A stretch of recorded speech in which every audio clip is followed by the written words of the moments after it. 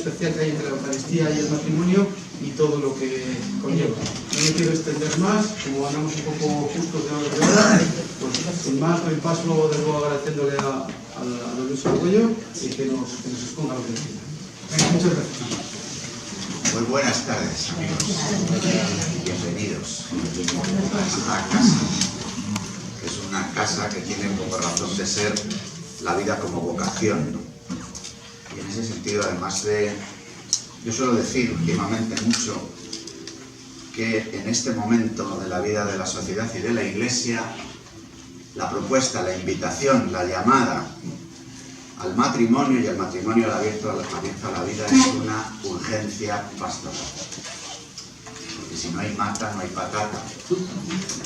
Entonces el resto de las propuestas de la vida de la Iglesia serán difíciles de realizar, pero no solo por eso, sino porque en la primera página de la Biblia el proyecto de Dios está dibujado como hombre y mujer, como matrimonio, hombre y mujer, y sed fecundos, abiertos a la vida.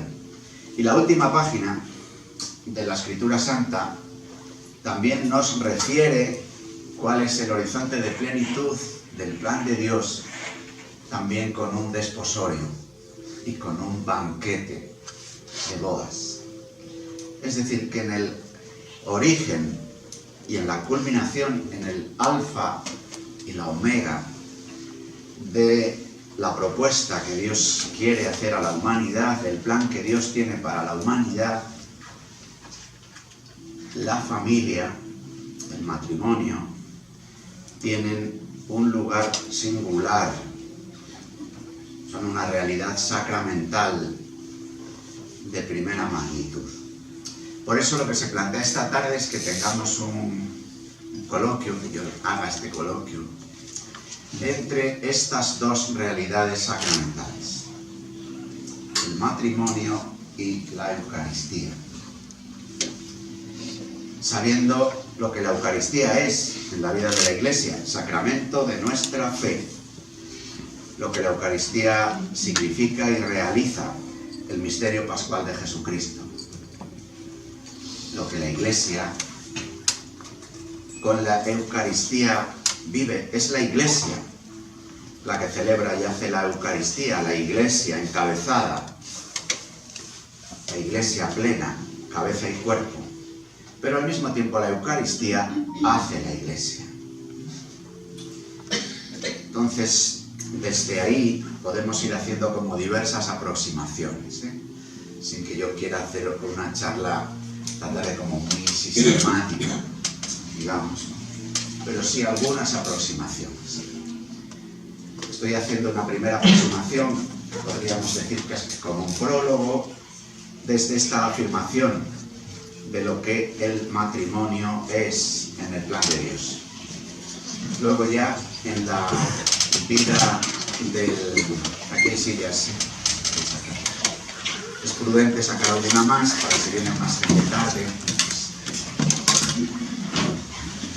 En la vida de la Iglesia, la familia fundada en el matrimonio como sacramento es llamada Iglesia doméstica. Así se refiere al matrimonio y a la familia el Concilio Vaticano II. La Constitución, precisamente sobre la Iglesia, el Lumen Gentium. A ver si tenemos suerte.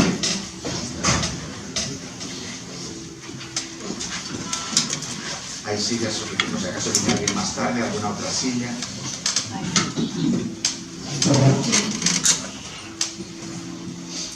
Y como Iglesia doméstica, en el seno del matrimonio, familia, Iglesia doméstica, se viven las señas de identidad de la Iglesia entera. El matrimonio, Iglesia doméstica, está llamado a ser signo y sacramento de la unidad, de la santidad, de la catolicidad, de la apostolicidad. Si de la Iglesia decimos que es una, santa, católica y apostólica, de la Iglesia doméstica, como una parábola, como un dibujo de lo que es la Iglesia, como un sistema de matrioscas, de muñecas rusas, en las que vamos abriendo la muñeca y dentro viene otra muñeca, pues la Iglesia es Iglesia doméstica, es una, santa, católica y apostólica, con lo que eso va a querer significar, con ese misterio de comunión, una sola carne, con la santidad recibida por la iniciación cristiana, por el sacramento del matrimonio como tal, la catolicidad, es decir, llevar en el corazón una apertura a la universalidad, un no hacer de la familia como una especie de espacio cerrado y vuelto sobre sí, sino esa permanente apertura que hace que la familia, vinculándose a otras familias, vaya creando la Iglesia como familia de familias, y en la Iglesia, en la parroquia, que es la casa entre las casas, sea posible reunir a la familia de familias. Es esta catolicidad que supone una permanente apertura de comunión, una apertura de comunión que no tiene fin, porque el horizonte de la comunión es la comunión trinitaria, es el cielo.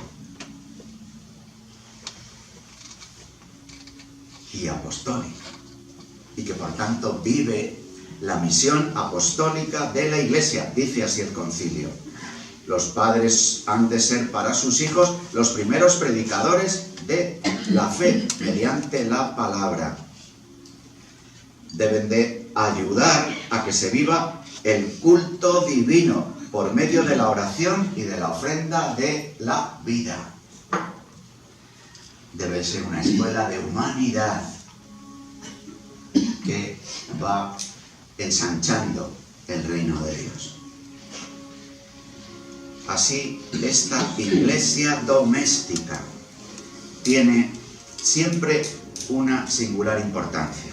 Os decía, en el principio de la Escritura, en el final de la Escritura, en la primera andadura de la vida de la Iglesia, cuando todo era misión en medio de un mundo pagano. Dice el Catecismo de la Iglesia Católica: las familias convertidas son islotes de vida cristiana en un mundo no creyente. Islotes de vida cristiana. Esto que fue en los 4 primeros siglos de la vida de la Iglesia, porque esta expresión es una expresión de un Santo Padre de la vida de la Iglesia, tiene ahora una sorprendente y nueva actualidad. Cuando de nuevo, desde el punto de vista antropológico, hemos vuelto a las máscaras, y el concepto persona, que es un concepto trinitario, pero que hunde sus raíces en una palabra griega que procede del teatro, que es la máscara, en el que un mismo sujeto realiza varios personajes, en el que hoy la antropología ha vuelto a ser una antropología de máscaras, en el que un sujeto puede decidir sobre su cuerpo y tener diversos personajes también a lo largo de su propia historia.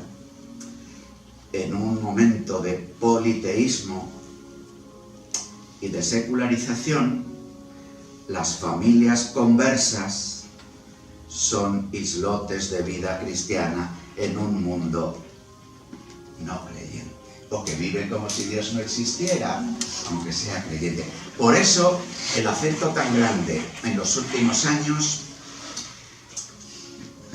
pues podríamos decir en los últimos 30 años, desde la convocatoria que hizo San Juan Pablo II del Sínodo sobre la Familia y su exhortación apostólica Familiaris Consortio, desde sus catequesis sobre el cuerpo del año 79 al 84, desde el sínodo, los 2 sínodos convocados por Francisco, el Papa que preside la caridad de la Iglesia en esta hora, sobre la familia, se hace una propuesta a la Iglesia de familiarizar la pastoral.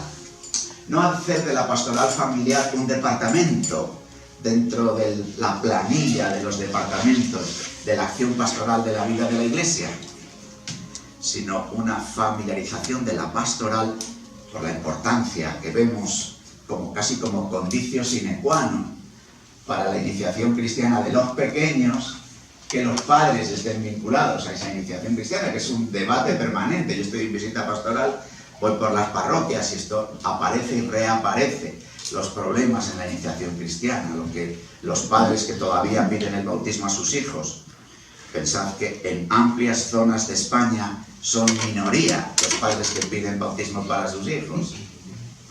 Entre nosotros todavía es una realidad mayoritaria, pero fuertemente descendente. Pero con todo, este acercamiento a la iniciación cristiana, bautismo, primera comunión, confirmación, plantea esta tensión, ¿no?, entre lo que los pequeños, niños, luego adolescentes, jóvenes, pueden vivir a la hora de la iniciación cristiana, que por cierto, culmina en la Eucaristía, de que la plenitud de la iniciación cristiana es precisamente iniciar a quien se inicia en la vida cristiana en la vivencia del misterio pascual de Jesucristo, en la Eucaristía. El último sacramento de la iniciación cristiana es la Eucaristía del día de la confirmación.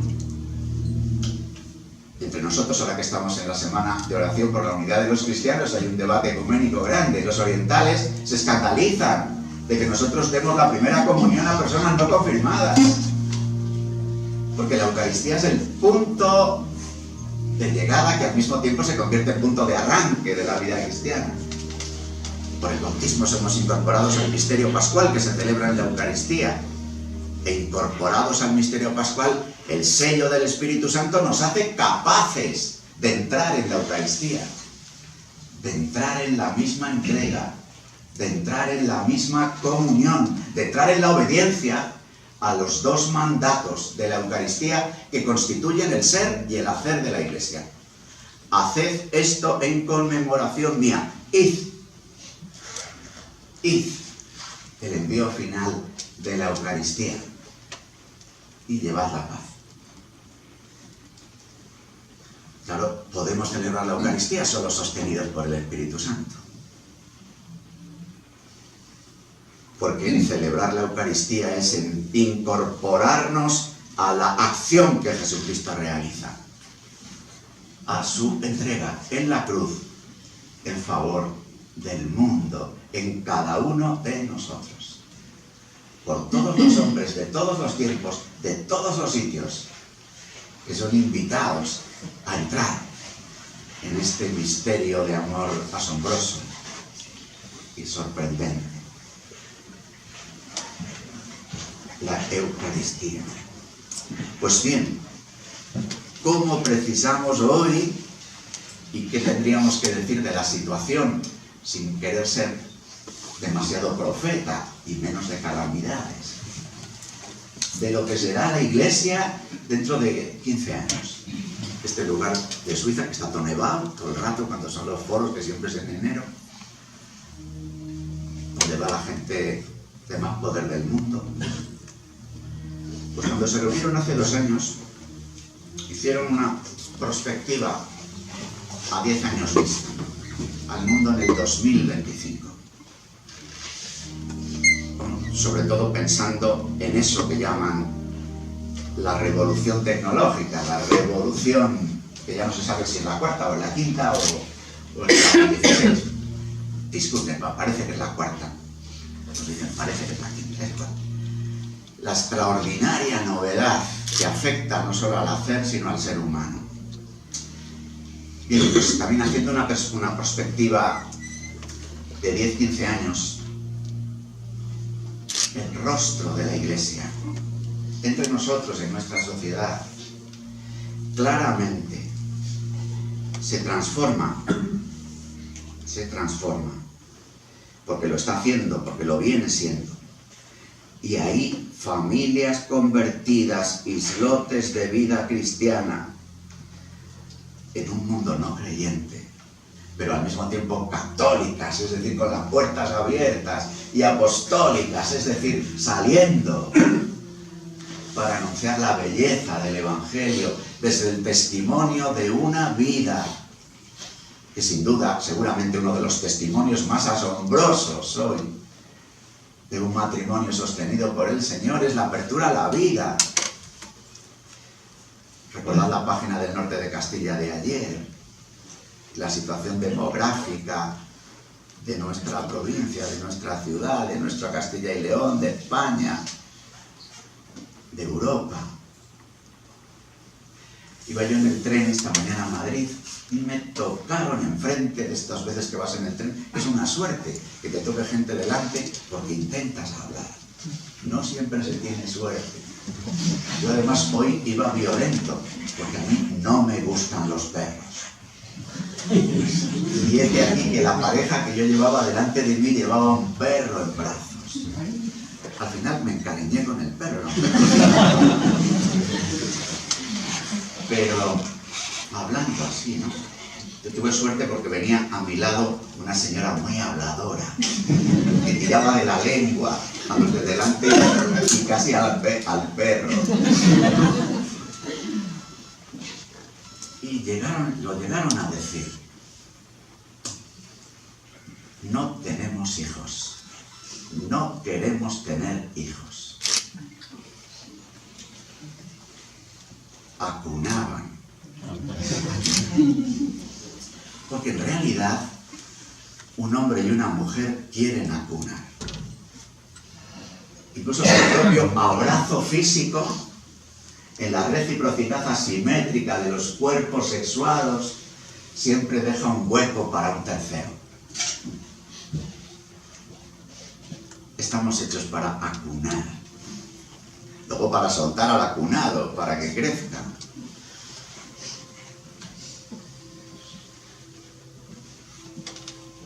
Claro, ¿cómo ser así? Islas de vida cristiana en un mundo no creyente, iglesia doméstica, sostenidos por la gracia. Por eso la importancia de la Eucaristía. Para la vida de la iglesia en general, pero es que además la vida de la Eucaristía tiene fuertes resonancias, podríamos decir, conyugales, matrimoniales, porque el corazón de la Eucaristía dice: mi cuerpo por vosotros. El corazón de la Eucaristía dice: sangre derramada para una alianza. Alianza tiene fuertes resonancias esponsales, matrimoniales. Y el cuerpo entregado tiene evidentemente fuertes, carnales, resonancias conyugales. Cuerpo entregado. Sangre derramada.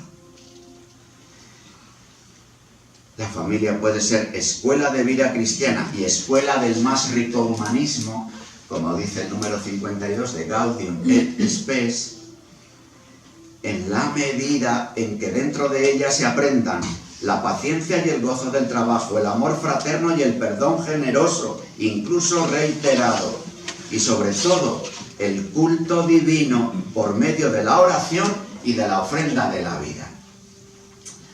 Oración y ofrenda son otra de las formas de acercarnos a la Eucaristía. Es un culto, es una alabanza a Dios Padre, que hace Jesucristo el Hijo y nosotros en Él, que somos su cuerpo, y que lo hacemos por la fuerza del Espíritu Santo. Es el culto de la ofrenda para poder vivir una novedad, la novedad de la gracia, regalada a la gracia. Porque el matrimonio, yo he hecho referencia a las primeras páginas de la Biblia, cuando se habla de lo que pudiéramos llamar el orden de la creación, todavía no, Jesucristo nos ha encarnado, Todavía Jesucristo no ha dado la vida por nosotros. Todavía no es la Iglesia. Todavía no existen los sacramentos de la Iglesia instituidos por Jesucristo. Por eso se habla de la relación hombre y mujer abierta a la vida, de una sacramentalidad natural, de un sacramento primordial, antes de hablar de sacramentos cristianos que tienen su fuente en la Pascua de Jesucristo. Por eso es una gracia la propia relación entre cualquier hombre y mujer abierta a la vida. Por eso una mirada católica a la realidad mira con benevolencia la celebración de un matrimonio civil. La apuesta que un hombre y una mujer puedan hacer por una relación estable y abierta a la vida. Porque ahí hay una sacramentalidad natural. Y cuando nosotros planteamos o ofrecemos, como nos ocurre, por ejemplo, en el coloquio pastoral, cuando unos padres no casados traen a sus hijos al bautismo, o unos padres no casados traen a sus hijos a la primera comunión, a iniciarse en la vida de la Eucaristía, podemos entrar en un diálogo con ellos. Ese diálogo se puede percibir de dos maneras. De una manera legalista, podríamos decir, pero bueno, ustedes, si no están casados, ¿por qué vienen a bautizar a su hijo? Pero ustedes, si están en pecado mortal, ¿cómo se les ocurre venir a que haga la primera comunión su niña? O podemos decir, para eso que estáis viviendo, para eso que es bueno, para eso que tiene unos rasgos de belleza, nosotros podemos ofreceros una gracia regalada a la gracia, que además ayuda a vivir lo que el corazón desea. Es que el matrimonio sea una alianza fiel, sea una alianza eterna, sea una alianza fecunda, porque eso es lo que el corazón desea. ¿Qué novios no quieren que sus novias, o qué novias no quieren que sus novios les quieran para toda la vida? ¿Qué novios no quieren que su novia le sea fiel? ¿Qué novia no quiere que su novio le sea fiel? Que no le engañe. Pues nosotros os ofrecemos algo que no es nuestro. Una gracia regalada a la gracia para poder hacer frente a la desgracia. La desgracia tiene un nombre, se llama pecado. Y el pecado tiene una consecuencia, siempre se llama división. El corazón humano es como es. Está bien hecho, pero está herido. Y por tanto, pues en mayor o menor medida, todos somos un poco o mucho soberbios. Un poco o mucho codiciosos. Un poco o mucho perezosos. Y desde ahí van viniendo distancias, enfrentamientos, conflictos, egoísmos, a veces vividos aisladamente o haciendo un pacto, una cooperativa de egoísmo, podríamos decir, para salir al paso en medio de la vida. Por eso la Eucaristía, que es entrar en el misterio pascual de Jesucristo, es actualizar la recepción del bautismo, porque los sacramentos de la iniciación cristiana lo que hacen es establecer como un cauce entre el corazón de Cristo y nuestro corazón, para que venga sobre nosotros el Espíritu Santo. Pero el Dios en que nosotros creemos nos quiere libres siempre.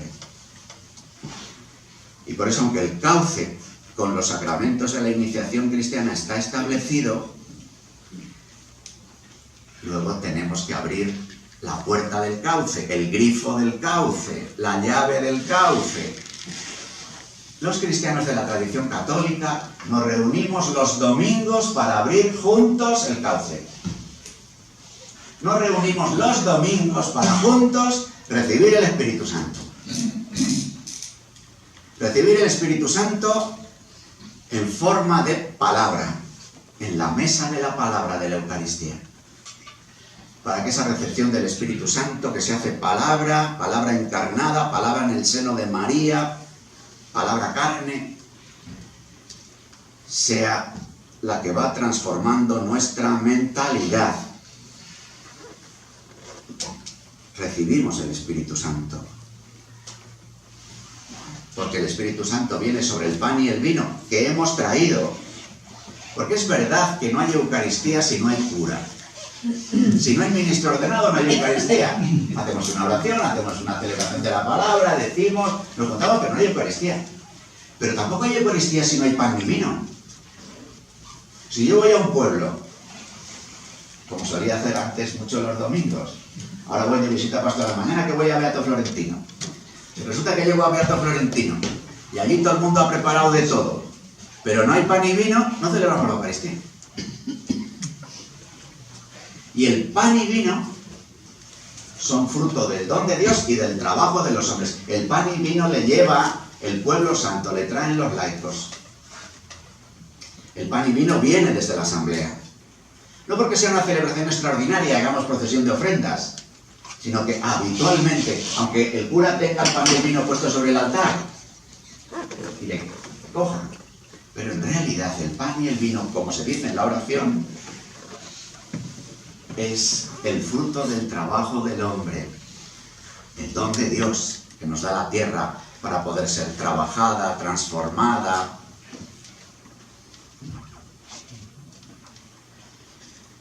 El Espíritu Santo viene sobre el pan y el vino, que se transforman en el cuerpo y la sangre de Jesucristo.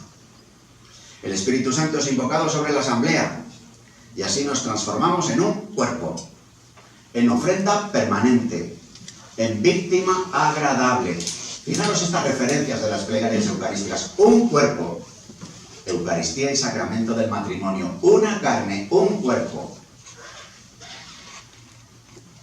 En ofrenda, ofrenda permanente.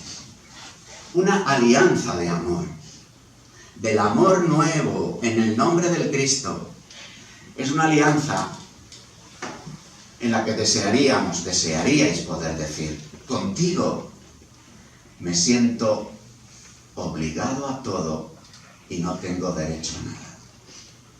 Pero hagamos los dos del pacto, porque si le hace uno solo, puede haber pisoteo del uno al otro. Pero si le hacemos los dos, si hacemos los dos un pacto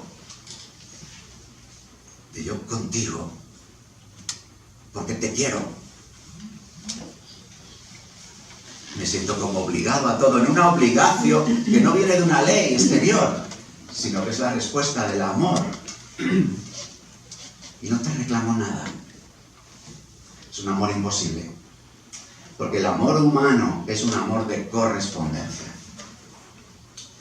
Solo el amor agraciado puede arriesgarse al amor no correspondido. Y para mantener la comunión, hace falta hacer tramos del camino de amor no correspondido.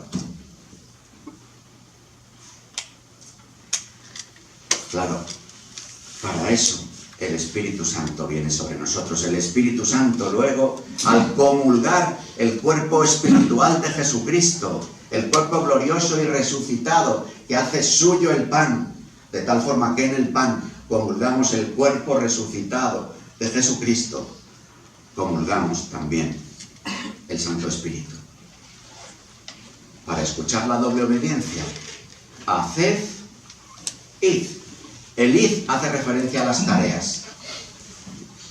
El haced hace referencia a la manera de hacer las tareas. El id nos envía a que anunciemos el Evangelio de palabra y con testimonio, a que hagamos de la vida un servicio, especialmente a los más necesitados, a que trabajemos por la justicia para ensanchar el reino de Dios. Pero el hacer marca la manera de vivir y realizar las acciones propias del id. El hacer hace referencia al amor que ponemos en aquello que hacemos. Cuerpo entregado, lavatorio de los pies, que es la Eucaristía. Así, la Eucaristía se relaciona con nuestra vida y especialmente con la aventura de comunión, de fecundidad, de ayudar a crecer, que supone el matrimonio y la familia que surge desde el matrimonio. Fijaros, oraciones que decimos en la plegaria eucarística. Te pedimos humildemente que el Espíritu Santo congregue en la unidad a cuantos participamos del cuerpo y sangre de Cristo. Llévala a tu iglesia a su perfección por la caridad, es decir, al amor consumado en la vivencia de la caridad. Que llenos de tu Espíritu Santo formemos un solo cuerpo, un solo espíritu, que Él nos transforme en ofrenda permanente. Ofrenda permanente. Tantas veces experimentada en el seno de una familia, en el cuidado de los hijos, en el cuidado de los enfermos, en el cuidado de los que van haciéndose mayores y tienen fragilidad. ¡Cuánta ofrenda permanente! Levantándose a medianoche, con atenciones de un lado y de otro. ¡Cuánta ofrenda permanente! Teniendo que salir a trabajar y luego volviendo y encontrándose con las tareas cotidianas. ¡Cuánta ofrenda permanente! Cuando al mismo tiempo que se está realizando un asunto, tienes la cabeza en aquella mirada que viste en aquel chaval que es tu hijo y que te hace sospechar que hay alguna historia, algún problema. ¡Cuánta ofrenda permanente! Que para poderla sostener precisamos acoger y entrar en aquel que vive ofrenda permanente, porque sentado a la derecha del Padre y resucitado de entre los muertos es el sacrificado para siempre, el entregado para siempre, el ofrecido por nosotros para siempre. Señor Padre de misericordia, derrama sobre nosotros el espíritu del amor, el espíritu de tu Hijo. Fortalécenos con este mismo espíritu a todos los que hemos sido invitados a tu mesa, para que todos nosotros caminemos alegres en la esperanza y firmes en la fe y comuniquemos al mundo el gozo del Evangelio. Que seamos uno en la fe y en el amor. Danos entrañas de misericordia. Renuévanos a todos a tu imagen. Que la Iglesia, este oasis de iglesia doméstica, y la Iglesia, comunidad cristiana, en medio de los pueblos, sea en medio de nuestro mundo dividido por las guerras y discordias, instrumento de unidad, de concordia y de paz. Mira con bondad, Padre de bondad, a quienes llamas a unirse a ti, y concédeles que, participando del único sacrificio de Cristo, formen, por la fuerza del Espíritu Santo, un solo cuerpo, una sola carne. Que la Iglesia resplandezca en medio de los hombres como signo de unidad e instrumento de tu paz. Vamos a hacer casi con un lenguaje orante, pensando en tres afirmaciones que habitualmente hacemos de la Eucaristía y que a lo largo de los 2000 años de celebración de la Eucaristía, de casi 2000 años de celebrar la Eucaristía, han tenido estos tres puntos de referencia de la Eucaristía, digamos, acentos diversos. A veces se ha acentuado más una cosa, a veces otra. Decimos, este es el sacramento de nuestra fe. Caigamos en la cuenta de que la Eucaristía es presencia real de Jesucristo. Presencia real de Jesucristo entregándose. Dinámica. Señor, estás aquí.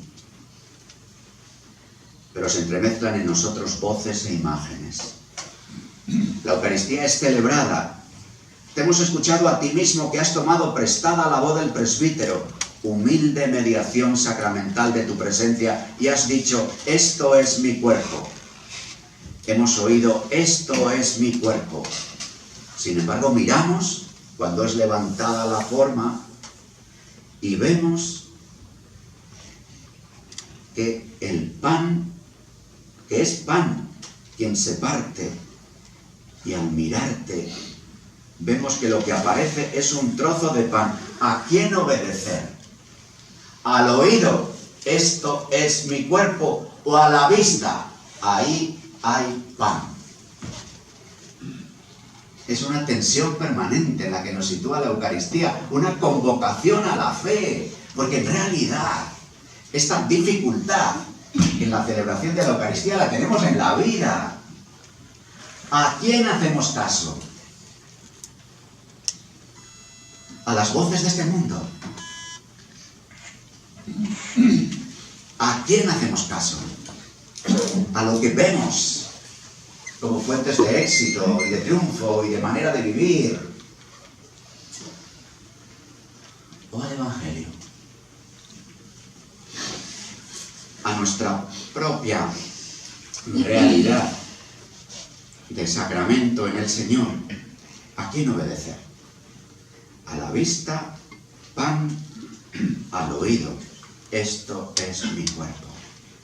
Tú, Señor, nos lo has dicho en el Evangelio. Yo soy el pan de vida. Yo soy y vengo a vosotros como pan de vida. Verdaderamente mi cuerpo. Ciertamente pan. Así te nos entregas. Así te nos ofreces. Tu presencia es real, Señor. Tu cuerpo resucitado atraviesa el tiempo y abre el espacio en una anchura y hondura inéditas. Tu resurrección, Cristo, por obra del Espíritu Santo, es el inicio de una nueva humanidad, de una nueva creación que se gesta en la historia. Tu presencia es real, Señor. Sentado a la derecha del Padre, estás aquí. ¿Por qué lo eterno? No es un tiempo que dure mucho, porque como el eterno sea un tiempo que dure mucho, nos va a resultar aburrido.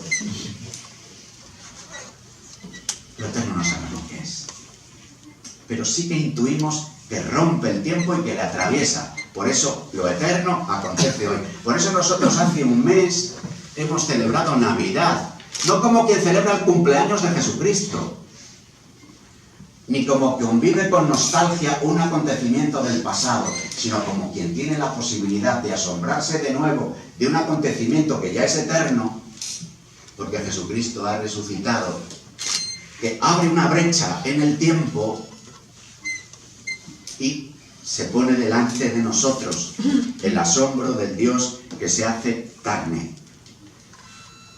el asombro del Verbo de Dios que se hace carne. Por eso en la Eucaristía la presencia de Cristo es real.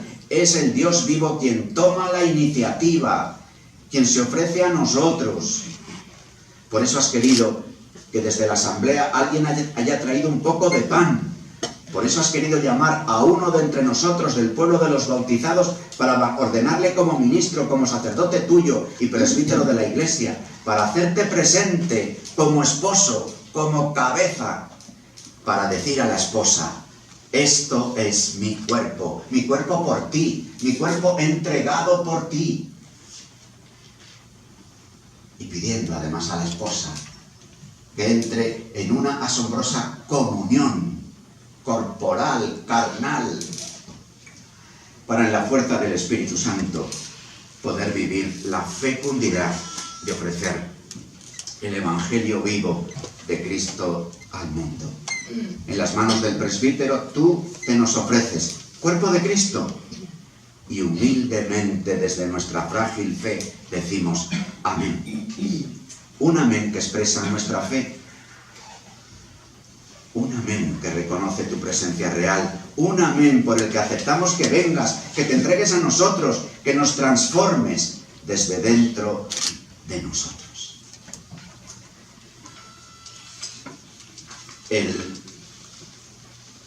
La Eucaristía es también, además de ser presencia real, es sacrificio. Sacrificio. Con lo que tiene esta palabra, que es una palabra fuerte, de invitarnos a esa forma novedosa de amor, que es el sacrificio, que es la ofrenda de la propia vida, que es lo que Jesús ya nos propone en el Evangelio cuando nos dice: niégate a ti mismo. ¿Cómo sería posible sostener una alianza de amor? ¿Cómo sería posible, sosteniendo una alianza de amor, que esa alianza de amor sea fecunda, que esté dispuesta a correr el riesgo de traer una vida al mundo, de correr el riesgo de acoger la vida y de descolocarse ante la presencia de un misterioso tercero que viene siempre a sorprendernos con la realidad misteriosa de la libertad de cada persona, de cada hombre, de cada mujer, si no estuviéramos dispuestos a un sacrificio, a sacrificios pequeños, concretos, de tiempo, de gustos, de espacio, el sacrificio, en definitiva, de la propia existencia. Sacrificio de Jesucristo. Y por la Eucaristía nosotros participamos en una permanente escuela de sacrificio. Entramos en la posibilidad de ofrecer nuestra propia vida, lo hemos recordado al nombrar las oraciones de las plegarias eucarísticas, ofrenda permanente, víctima agradable, entrega desmedida de la propia vida, como poder realizar el sacrificio entero de la existencia en los pequeños sacrificios cotidianos. Si la Eucaristía no nos alimentara también, no actuara desde dentro de nosotros para podernos dejar arrastrar por la entrega de Jesús en nosotros. El ideal de la vida cristiana no es la imitación de Cristo. El ideal de la vida cristiana es poder decir, ya no soy yo quien vive, sino que es Cristo quien vive en mí.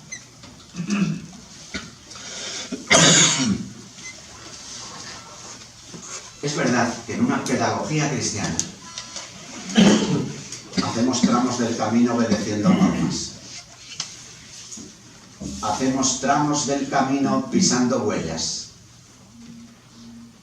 Para ojalá que el Señor nos conceda hacer tramo del camino que va produciéndose desde el principio, aunque no lo sepamos, dando forma al corazón, de tal manera que sea el latido del corazón del Cristo el que marque el latido del nuestro.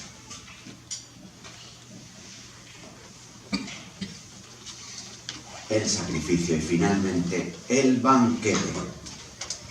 La Eucaristía ha sido llamada el sacramento de la presencia real,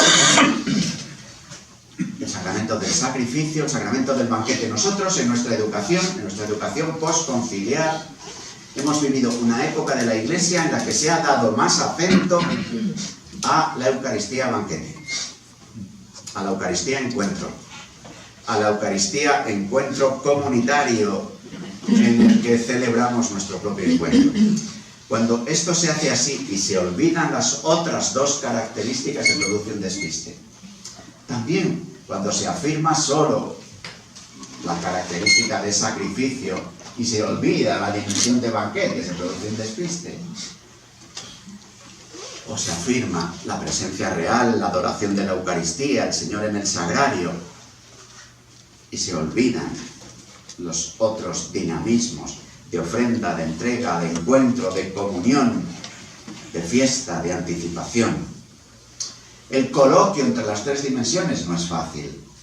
Por ejemplo, desde la fuerte afirmación de la presencia, los más mayores recordamos los templos como lugares de silencio, el sagrario como referencia en el templo, la adoración, aunque solo fuera desde la genuflexión, pasando por delante del sagrario, como algo constitutivo de nuestra educación. Hoy, la verdad, a veces encontrarte un templo en el que haya silencio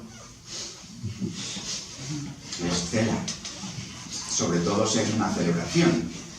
Es verdad que nos hemos visto, ¿no? La Eucaristía es encuentro, es banquete, es la comunidad que celebra. Y desde ahí nos hemos invitado a relaciones más fraternas. ¿Cómo vivir un coloquio entre las tres expresiones de la Eucaristía? Para que podamos entrar en toda su hondura. Banquete, en el que el Señor nos congrega para que seamos comunión, Eucaristía que nos va haciendo familia, cuerpo, comunidad. Eucaristía, presencia real del Señor, que derrama la misericordia sobre nosotros y que pone alegría en el corazón, aunque las circunstancias en las que podamos venir y vivir la Eucaristía sean difíciles. Banquete que nos recuerda que la Eucaristía, sacramento que nos hace ser contemporáneos del primer día de la semana, del día en el que Jesucristo resucitado inaugura la novedad del tiempo, es también anticipación del octavo día. La Eucaristía, anunciamos tu muerte, proclamamos tu resurrección, ven Señor Jesús. Cada vez que comemos de este pan y bebemos de este vino, anunciamos tu muerte, Señor, hasta que vuelvas. El banquete tiene también esta dimensión de vida eterna, esta dimensión del banquete de las bodas del Cordero, esta dimensión de decir, bueno, estamos haciendo una travesía, una peregrinación, pero en realidad somos ciudadanos del cielo. Estamos aquí como peregrinos, no queremos hacer ni posada ni morada permanente. Porque esta realidad del cielo influye en todo, también en la decisión de traer hijos al mundo. Porque no se traen hijos al mundo solo para este mundo, se traen hijos al mundo para el cielo. Para ir al cielo, para participar eternamente de la contemplación del bello rostro de Cristo. Que a veces esta dimensión del banquete escatológico que se anticipa en la Eucaristía, la perdemos de vista no solo para la Eucaristía, sino para la vida. Es verdad que somos peregrinos en esta tierra, pero la vida cristiana tiene un componente de tensión. Anunciamos tu muerte, ven, Señor. Vivimos en el tiempo, tenemos que comprometernos con las cosas del tiempo, tenemos que traer pan y vino, personas para realizar la asamblea, y eso son realidades concretas, con rostro, con nombre, con tiempo, con actividad económica, con realidad política, porque somos un pueblo entre los pueblos.